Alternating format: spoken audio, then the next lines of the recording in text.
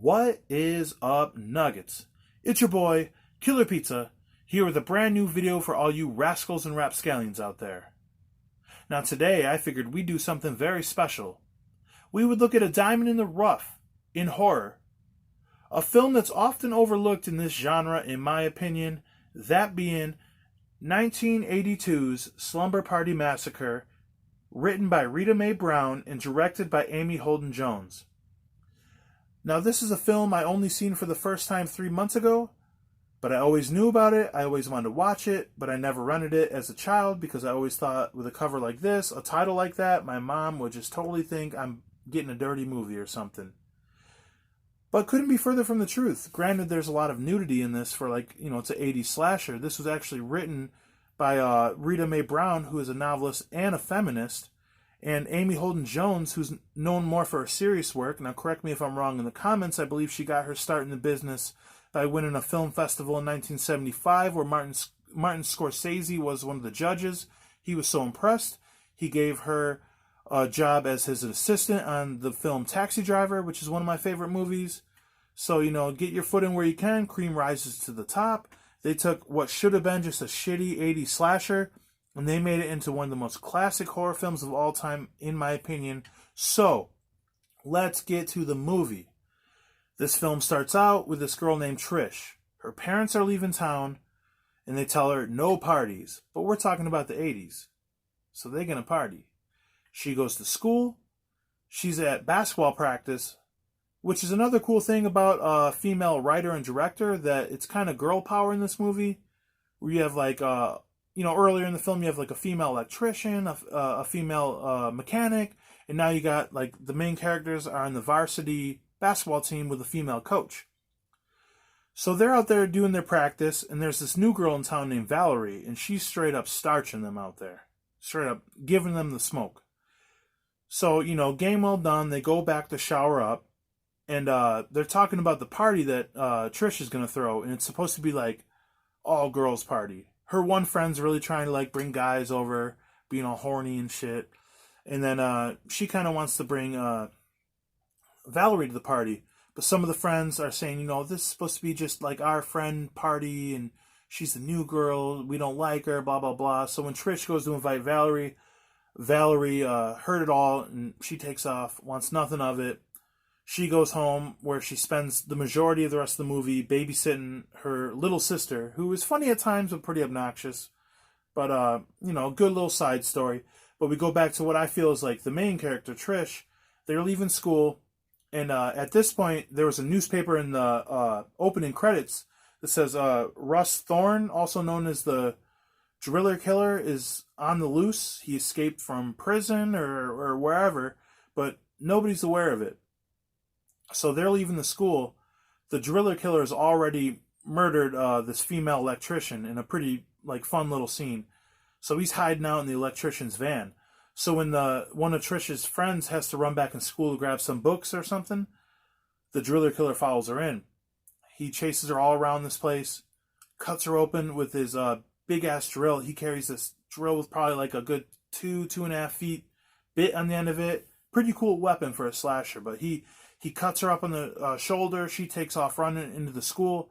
She's hiding, and this guy's body language, the way he walks around in this place, is just amazing. Michael Villela, I believe, absolutely kills this role, literally and metaphorically. But this is a cool little scene. He ends up finding her because she's hiding in this little closet, but the blood from her shoulder is dripping down, leaking through underneath the crack of the door. She's trying desperately to clean it, but he notices it, drill straight through the door, another death. And I must point out that this movie is actually only an hour and 17 minutes long, so it's not very long. It flows very well. The kills are pretty consistent. They start pretty much within the first 10 minutes. Anyways, speaking of the short runtime, we cut back to the girls at the party, where this is kind of where we get some subplots. It shows the girls doing their thing at the party. It shows Valerie kind of babysitting her little sister. And then we get 5-6 jump scares in between, which I normally wouldn't be a big fan of, but I like how they mix all these jump scares with actual kills in the movie. So you don't really know what's coming for this good 20-30 minutes in the mid part of the story. But It's progressing the story. It's shown more about all the characters, and the characters are very believable. You can invest in all of them. It's a pretty fun time so far. But anyways, you got all these guys that are wanting to like get with these girls, so they end up letting these two boys in who try to scare them. The final like little jump scare, and they're total dorks trying to hit on these girls. Nothing against dorks. I'm just saying, they're painted that way. It's a movie, and then so they're in there doing their thing, partying. Cut to Valerie and her little sister. Valerie's sister's just really wanting to go to this party. She's like a preteen. Like, are there gonna be guys across the street at the party? Because they're neighbors now. And Valerie's just headstrong. No, we're not going over there. I don't want to go over there. And they keep cutting back to that or whatnot. But this is where we actually have one of my favorite parts in the movie. We cut to Trisha's friend, who was like originally gung-ho about having guys over in the locker room.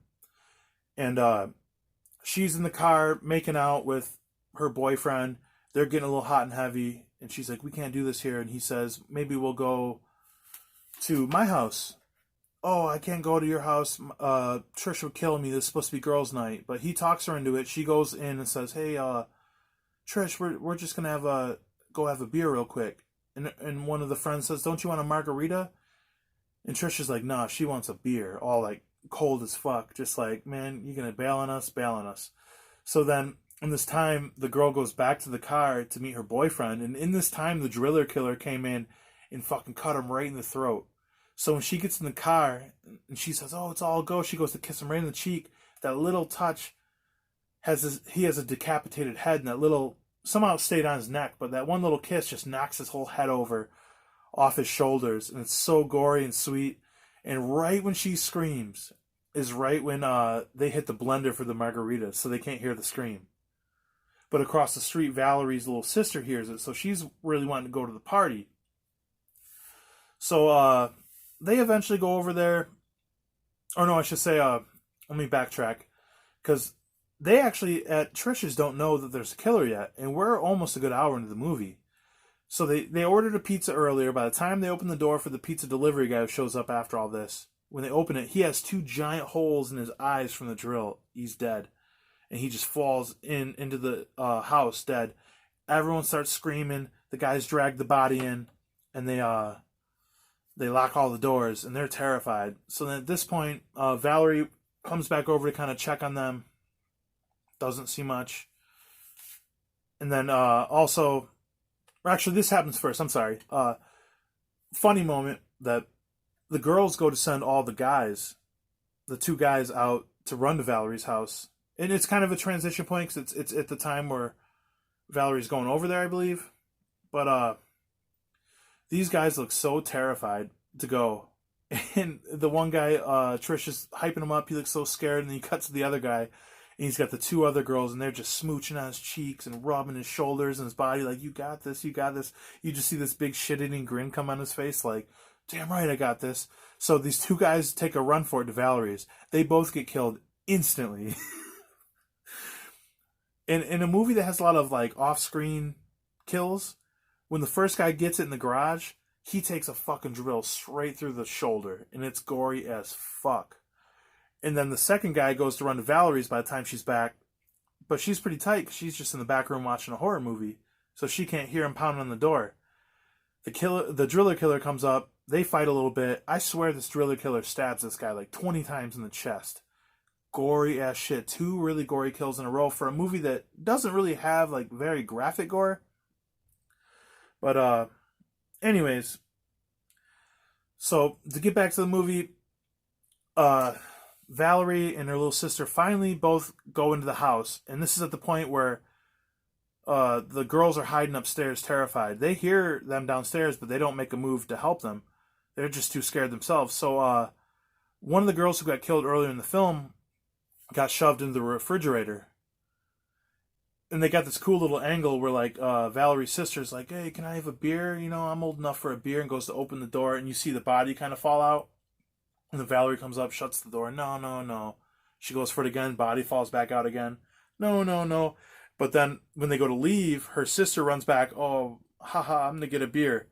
Opens that bitch. Body falls out. Now it's clear to everyone in this film that there's a killer on the loose.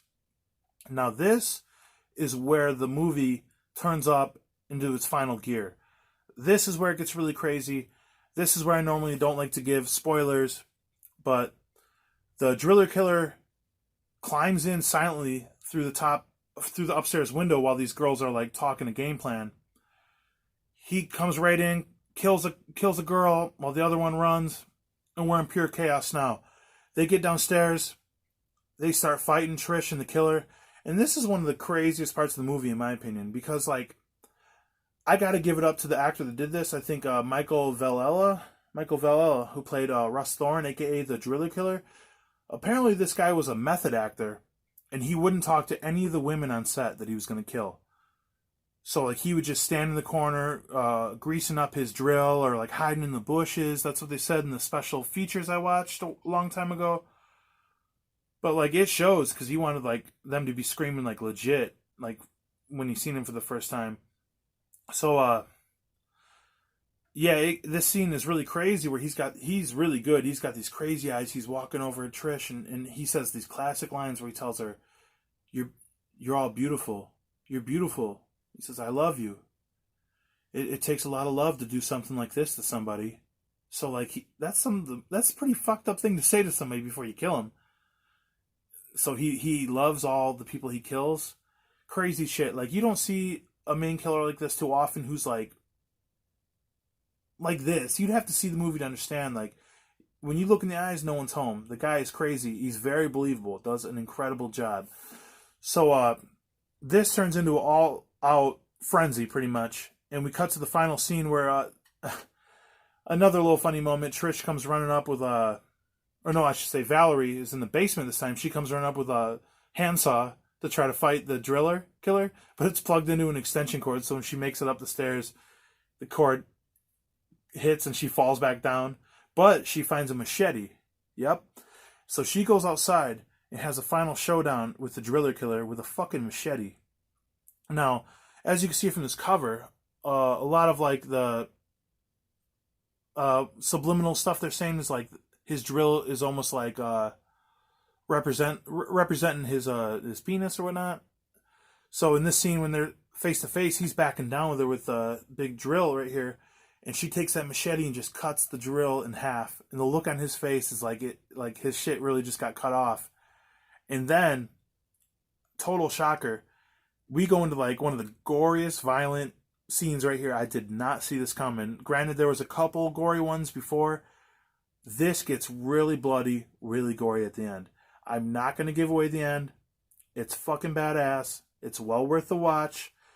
This is a very cheap Blu-ray here, and you can get it very cheap on DVD. I believe $10 on DVD. Well worth the purchase because this end itself is pretty fucking wild. And it's all said or done. It ends how it ends. They might have killed the driller killer or not. And I just want to add like one little thing at the end of this movie without giving spoilers. The acting at the end. I don't remember seeing much acting in certain like horror movies where like when the victim kills back, they're that shook. Like when these women fight back against this driller killer at the very final scene, the movie pretty much ends with them just in tears, crying because they couldn't believe like the battle they went on. You know, because too often for now, I see like victims in a horror film, oh, fight back, they grab the knife, they stab the killer, but like what would really happen if you fucking stabbed somebody you never did before? Like that would be fucked up. Pull that knife out and like look at the blood, like oh my god, that's like a scene that happens earlier, you know, a girl tries to fight back with a knife, she pulls the knife out, like couldn't believe what she did. Just the realism in this. And I don't know if I was bouncing around this little review, and I didn't mean to give too much away, especially the ending. I think I might have without meaning to. But this is such an enjoyable film. Flows so well. Hour and 17 minutes, easy watch. Totally not what you'd expect, but you still get a little bit of everything you want, you know. I can't say enough about this movie. I know I hyped up Demons, which was incredible, but this is a fucking classic. Very proud to own this in my collection. I think you guys need to grab it too. I ended that pretty abruptly, but I don't really know what else to say. This is just a really good film. Especially, like I said, the cover, the name, you would just expect this just to be a generic bullshit slasher, but there is so many layers and depth to this. This is good. All around. Everything's good. The pacing, the kills, the killer, the victims, the acting, the humor. There's a lot of humor in this too. This is a good one. I would suggest it to anybody. You need to go out and get this if you're a horror collector. Hurry up and buy. But, yeah, what else do I say? I love this movie. I'm excited to maybe review the next couple. I've seen them already. Really good films too. Let's keep these horror reviews going. If you guys have any suggestions on any films I need to review or you'd like to see me review, let me know in the comments. Like, comment, subscribe. And thanks for all the support, everybody. This was a lot of fun again. These classic horror reviews can be a lot of work sometimes because I just want to sit down and watch the movie, but you got to take a little bit of notes, a little bit of bullet points, but it's all worth it to maybe get a new person to watch a film this good that they haven't seen before. So, my hand fell asleep, but blood, guts, gore, let's go.